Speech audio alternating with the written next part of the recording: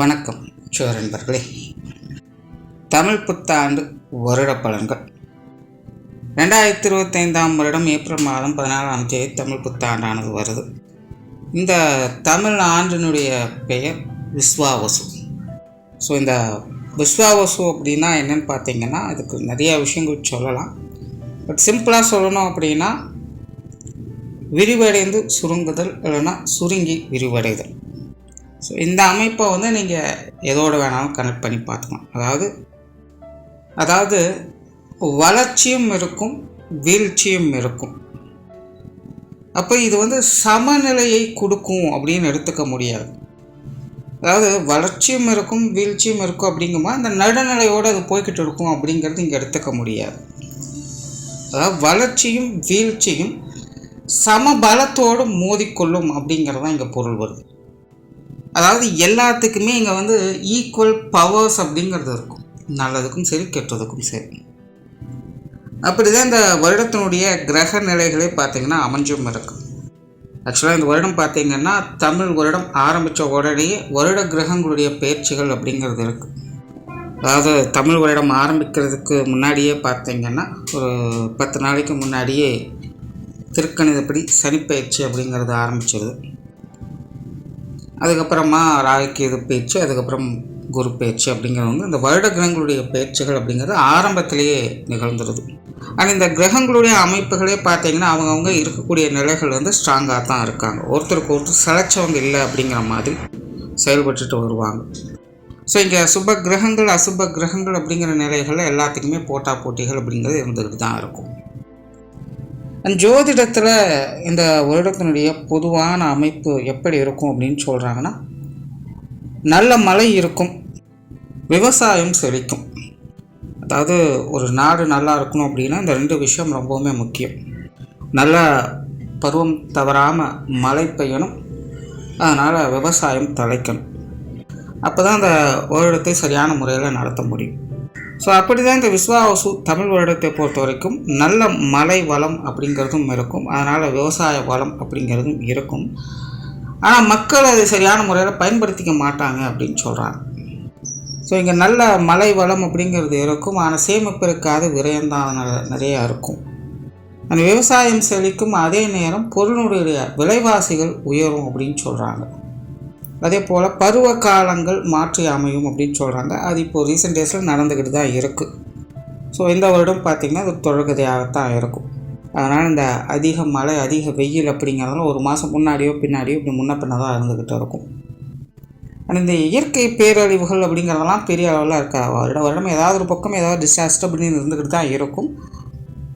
ஆனால் அதனுடைய பாதிப்புகள் அப்படிங்கிறத இங்கே நம்ம கவனிக்கணும். அந்த வகையில் இந்த வருடத்தினோட அமைப்பு சின்ன சின்ன டிசாஸ்டர்ஸ் அப்படிங்கிறது இருக்கும், பட் அது பெரிய அளவில் பாதிப்புகளை கொடுக்காது அப்படிங்கிறதான். அதாவது இயற்கை அழிவுகள் அப்படிங்கிறது இருக்கிறது இல்லை, ஆனால் ஹியூமன் எரர்ஸ் அப்படிங்கிறது நடக்கும்னு சொல்கிறாங்க. அதாவது விபரீத விளையாட்டு அப்படின்னு சிம்பிளாக சொல்கிறாங்க. நான் ஆல்ரெடி பார்த்திங்கன்னா இது உலக நடப்புகளும் பொதுவான வகைகள் அப்படி தான் இருக்குது. போர் சூழல்கள் அப்படிங்கிறது இந்த வருடமெல்லாம் இருக்காது அப்படின்னு இதை பற்றி ஏற்கனவே வீடியோவில் சொல்லியிருக்கேன். ஆனால் இந்த வருடத்தினோட அமைப்பும் அப்படி தான். இந்த போர் நிலைகள் அப்படிங்கிறதெல்லாம் பெருசான பாதிப்புகள் இருக்காது. அப்பப்போ அவங்களுடைய ஈகோவுக்காக ஏதாவது சின்ன சின்ன சூழ்நிலைகளை கொண்டு வருவாங்க. இல்லாமல் இந்த 3ஆம் உலகப் போர் 4ஆம் உலகப் போர் அந்த மாதிரி நிலைகள்லாம் எனக்கு பெருசாலாம் இருக்காது. அதற்கான வாய்ப்புகள் அப்படிங்கிறலாம் ரொம்பவும் கம்மி தான். இதை போன 2025 வருட பலன்களே சொல்லியிருக்கேன்.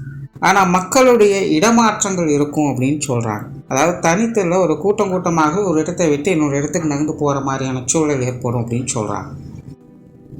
அதே போல் அதிர்ஷ்டத்தால் முன்னேறியவங்க நிறைய பேர் இருப்பாங்க அப்படின்னு சொல்கிறாங்க. ஸோ இந்த வருடம் பார்த்திங்கன்னா அவங்களோட ஜாதக ரீதியாக யாருக்கெல்லாம் யோக அமைப்புகள் அப்படிங்கிறது இருக்கோ அதெல்லாம் பார்த்திங்கன்னா செயல்பட ஆரம்பிக்கும்.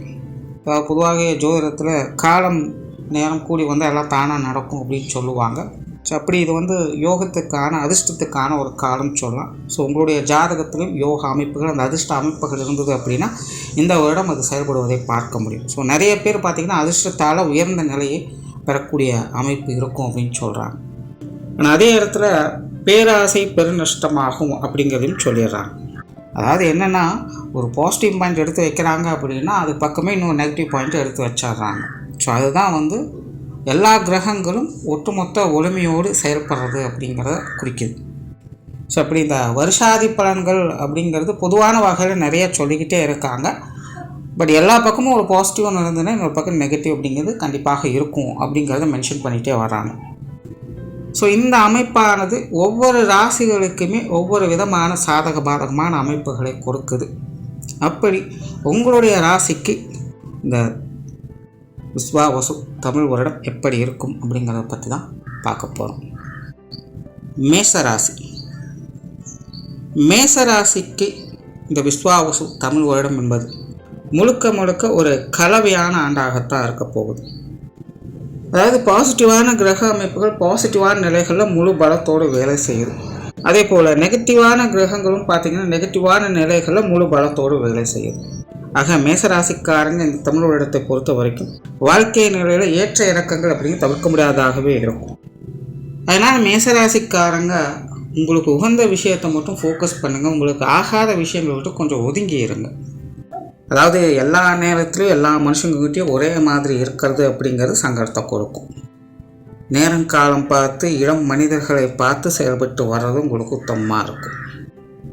அதாவது ஒரு உதாரணத்துக்கு இன்றைக்கி உங்களுடைய கருத்துக்கு சரின்னு சொல்கிறவங்க ஒரு 2 நாள் கழித்து பார்த்தீங்கன்னா அவங்களே மாற்றி பேச ஆரம்பிச்சிடுவாங்க.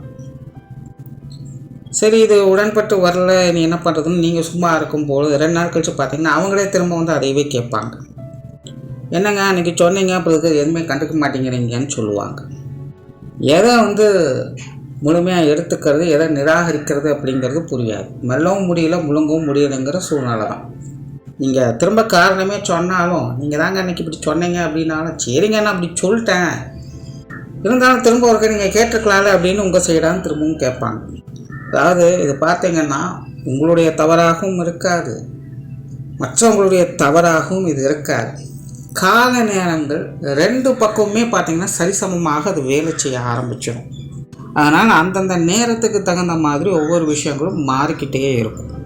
உங்கள்கிட்ட வரக்கூடிய மனிதர்களும் மாறிக்கொண்டு தான் இருப்பாங்க. இன்ஃபேக்ட் நீங்களும் உங்களுடைய காரியங்களில் மாற்றத்தை காண்பிச்சுட்டு தான் இருப்பீங்க. ஒரே மாதிரியான விஷயங்கள் இருக்கா. நீங்கள் சொன்ன மாதிரி அப்படியே அங்கே செய்ய முடியும் அப்படிங்கிறது கிடையாது. ஏதாவது ஒரு சின்ன விஷயங்களாவது அந்த ஒரு இடத்துல மாற்றி அமைச்சிருப்பீங்க உங்களுக்கே தெரியாமல். ஆட்டோமேட்டிக்காக ஒரு மாற்றத்தை இது காமிச்சு கொண்டே தான் இருக்கும். அதாவது ஜோதிடத்தில் இப்போ இருக்கிற நிமிஷம் அடுத்த நிமிஷம் கிடையாது, அதுவும் வேறு நிமிஷம் அப்படின்னு சொல்லுவோம். மாறிக்கிட்டே தான் இருக்கும் அப்படிங்கிறது. இது வந்து பொதுவாக சொன்னாலும் இதை புரிஞ்சுக்கிறது அப்படிங்கிறது கொஞ்சம் கஷ்டம். ஆனால் அப்படிப்பட்ட சூழலே வாழக்கூடியவங்களுக்கு அது புரியும். ஸோ அப்படிப்பட்ட நிலையை இந்த தமிழ் வருடம் மேசராசிக்காரங்களுக்கு உண்டாக்கும். ஸோ மாற்றம் ஒன்றே மாறாதது அப்படிங்கிறத மேசராசிக்காரங்க முழுமையாக புரிந்து கொள்ளக்கூடிய ஒரு காலகட்டமாக இது உங்களுக்கு அமையும். எந்தெந்த விஷயங்களில் மாற்றங்கள் இருக்கும் அப்படின்னு பார்த்தீங்கன்னா மெயினாக கெரியர் பேஸ்டான விஷயங்களில் மாற்றங்கள் தவிர்க்க முடியாததாக இருக்கும். தொழில் வேலை உத்தியோக ரீதியாக மேசராசிக்காரங்க அனைவருமே பார்த்திங்கன்னா ஏதாவது ஒரு வகையில் ஒரு சின்ன மாற்றத்தையாவது கொண்டு வருவீங்க. பொருளாதார ரீதியாக மாற்றங்கள் இருக்கும், சேமிப்புகளும் இருக்கும், செலவுகளும் இருக்கும். 10 ரூபாயை சம்பாதிக்கவும் செய்வீங்க, 10 ரூபாயை இழக்கவும் செய்வீங்க. அதிர்ஷ்டங்கிறது முழுமையாக உங்களுக்கு கை கொடுக்கும். ஆனால் அந்த அதிர்ஷ்டத்தை உங்கள்கிட்ட நீங்கள் தொடர்ந்து வச்சுட்ருக்க போகிறீங்களா இல்லையா அப்படிங்கிறது தெரியாது. எதிர்பார்க்காத ஒன்று திடீர்னு கிடைச்ச மாதிரி ஒரு விஷயத்தை கொடுக்கும். ஆனால் கொஞ்ச நாள்லேயே அதெல்லாம் வந்தது என்னாச்சு ஏதாச்சுன்னு ஒன்றுமே தெரியாத ஒரு நிலையை ஏற்படுத்தவும் செய்யும். அதனால் மேசராசிக்காரங்க காற்றுள்ள போது தூற்றிக்கொள் அப்படிங்கிற ஒரு விஷயத்தை ஞாபகத்தை வச்சுங்க. ஏதாவது ஒரு நல்ல விஷயம் கை கிடைக்கிது அப்படின்னா முடிஞ்ச அளவுக்கு பத்திரப்படுத்தி வைக்கிறதுக்கான காரியங்கள் இறங்குறது நல்லது. அது வந்து அவங்களுடைய வயது நிலைக்கேற்ப விஷயங்கள் காரியங்களில் மாற்றங்கள் இருக்கும்.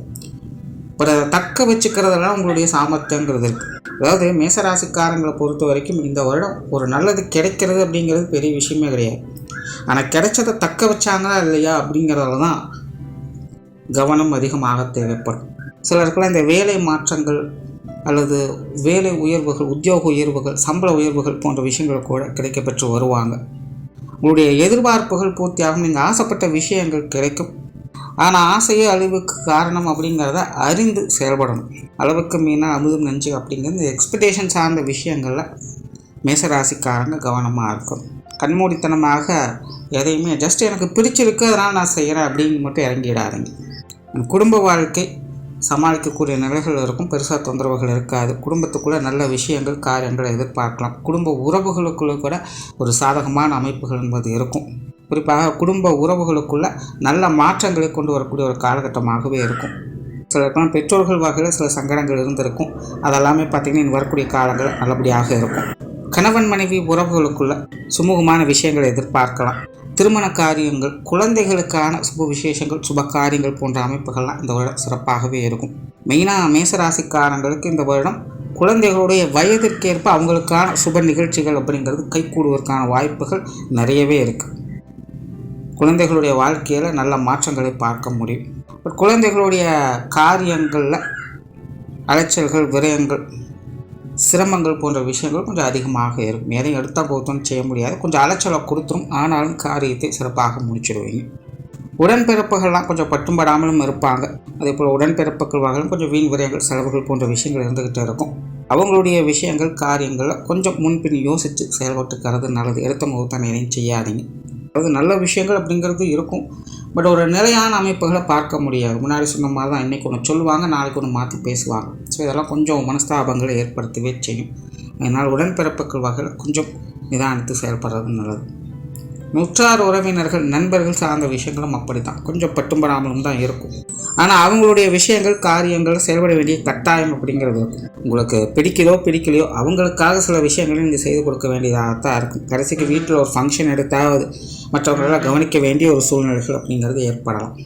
அந்த நேரத்தில் கொஞ்சம் தேவையில்லாமல் நிமிஷம் கொடுத்துட்ருப்பாங்க. எல்லாத்தையுமே சமாளிச்சுட்டு சலிச்சுட்டு போக வேண்டியதாக இருக்கும். ஸோ அந்த மாதிரி உற்றார் உறவினர்கள், நண்பர்கள் எல்லாம் அனுசரிச்சுட்டு போக வேண்டிய ஒரு சூழ்நிலை கட்டாயம் அப்படிங்கிறது இருக்கும்.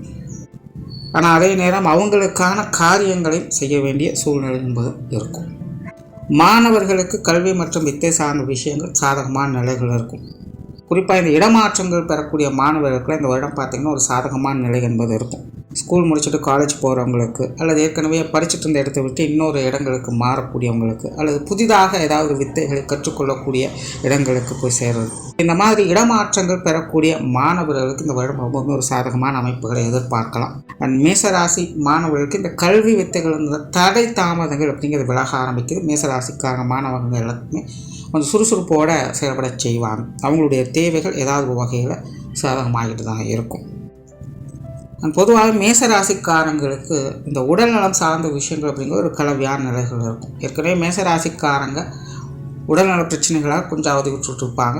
மெயினாக பெண்களுக்கு இது கொஞ்சம் சிக்கலை கொடுத்துட்ருக்கக்கூடிய ஒரு டைமாக தான் இருந்தது. இனி பார்த்திங்கன்னா அதில் கொஞ்சம் மாற்றங்கள் இருக்கும். உடல்நலத்தில் கொஞ்சம் முன்னேற்றங்கள் அப்படிங்கிறது கொடுக்க செய்யும். பட் அதே நேரம் மருத்துவ விரயம் அப்படிங்கிறது தவிர்க்க முடியாததாக இருக்கும். ஒன்று உங்களுக்கான செலவுகள் கூட இருக்கலாம், அல்லது உங்களுடைய இல்லத்தாரை சார்ந்தவங்களுக்கான செலவுகளாகவும் இருக்கலாம். உடல் நலத்தில் முன்னேற்றங்கள் இருக்கும், பட் அதே நேரம் மருத்துவ விரயம் அப்படிங்கிறது தவிர்க்க முடியாததாகத்தான் இருக்கும். ஸோ அதுக்கு தகுந்த மாதிரி கொஞ்சம் பார்த்துக்கங்க. ஆனால் ஆன்மீக எண்ணங்கள் அதிகரிக்கும். பொதுவாக மேசராசிக்காரங்க இன்னும் கொஞ்சம் நாளைக்கு பார்த்தீங்கன்னா கொஞ்சம் தனிமை விரும்புகளாகத்தான் இருப்பாங்க. எல்லாத்துக்கூடையும் கலந்து செயல்படுறது அப்படிங்கிறது அவங்களுக்கு கொஞ்சம் அன்ஈஸியாக இருக்கும். எல்லாத்தையுமே பார்த்து தான் செய்வாங்க. கொஞ்சம் ரகசியமாக செயல்படத்தான் பார்ப்பாங்க. அதனால் தனித்து செயல்படக்கூடிய நிலைகள் அப்படிங்கிறது இருக்கும். அதே போல் இந்த ஆன்மீக விஷயங்களில் கூட ஈடுபாடுகள் என்பது அதிகரிக்கும். இந்த சொத்து சுகங்கள் வகையில், வாகனங்கள் வகையில் சில சாதகமான அமைப்புகளை எதிர்பார்க்கலாம். சிலருக்கு இந்த வீடு வாகன யோகா அமைப்புகள் அப்படிங்கிறதும் செயல்படும். இல்லைன்னா இந்த பாக பிரிவினைகள் போன்ற விஷயங்கள் எதிர்பார்க்கலாம். குறிப்பாக இந்த பூர்வீக சொத்துக்கள் வகையில் சில சங்கடங்கள், அலைச்சல்கள் அப்படிங்கிறது வந்து போகவே செய்யும். இந்த காலகட்டங்களில் இந்த பூர்வீக சொத்துக்கள் சம்மந்தப்பட்ட விஷயங்களை மேசராசிக்காரன் கொஞ்சம் கவனமாக இருங்க. அது சார்ந்த பேச்சுவார்த்தைகளும் கொஞ்சம் கவனம் எடுத்துக்கோங்க. ஸோ இதெல்லாம் பார்த்திங்கன்னா ஆரம்பத்தில் கொஞ்சம் சலசலப்புகள் இருக்கும், ஆனால் முடிவுகள் உங்களுக்கு சாதகமாக இருக்கும். ஸோ அதனால் அந்த சூழ்நிலைகளை பார்த்து கொஞ்சம் மனசரிச்சு போய்க்கிறது நல்லது. குறிப்பாக கூட பிறந்தவங்க வகையில் இந்த பாக பிரிவினைகள் போன்ற விஷயங்கள், இந்த சொத்து சுகங்கள் வகையில் சங்கடங்கள் வர்றதுலாம் அதிகரிப்பதற்கான வாய்ப்புகள் இருக்குது. கொஞ்சம் நிதானத்து செயல்பட்டுக்கிறது நல்லது. அதே போல் குலதெய்வ வழிபாடுகள் போன்ற விஷயங்களை மேற்கொள்வதற்கான வாய்ப்புகள் இந்த வருடம் இருக்கும். குலதெய்வங்களுக்காக வேண்டிக்கிறது, அல்லது குலதெய்வங்களுக்காக ஏதாவது செய்து கொடுக்கறது, இந்த மாதிரியான அமைப்புகளை பார்க்க முடியும். அதாவது ஏதாவது ஒரு வகையில் இந்த குலதெய்வ வழிபாடு அப்படிங்கிறது தவிர்க்க முடியாததாக அமையும். அதே போல் இந்த மேசராசிக்காரங்களுக்கு இந்த பேரன் பேத்தி, தாத்தா பாட்டி இந்த வகையில் இந்த உறவுகளுக்குள்ள மனசு சந்தோஷப்படக்கூடிய விஷயங்களை எதிர்பார்க்கலாம். அதாவது இந்த தாத்தா பாட்டி, பேரம்பேத்தி உறவுகள் கொஞ்சம் பலப்படும். அவங்களுக்காக சில நல்ல விஷயங்களை செய்து கொடுப்பதற்கான வாய்ப்புகள் கிடைக்கும். அல்லது அவங்களுடைய வாழ்க்கையில் நீங்கள் நீண்ட நாட்களாக எதிர்பார்க்கக்கூடிய ஒரு நல்ல காரியம் அப்படிங்கிறது கைகூடும். அதே போல் இந்த மேசராசிக்கான இரண்டாவது திருமணம், இரண்டாவது மூன்றாவது குழந்தைகள், அந்த மாதிரியான விஷயங்கள் கைகூடுவதற்கான வாய்ப்புகள் நிறையவே இருக்குது. ஸோ ஓவராலாக பார்த்திங்கன்னா இந்த விஸ்வாவசு தமிழ் வருடத்தை பொறுத்த வரைக்கும் மேசராசிக்காரங்களுக்கு சாதகமான விஷயங்கள் என்பது உண்டு.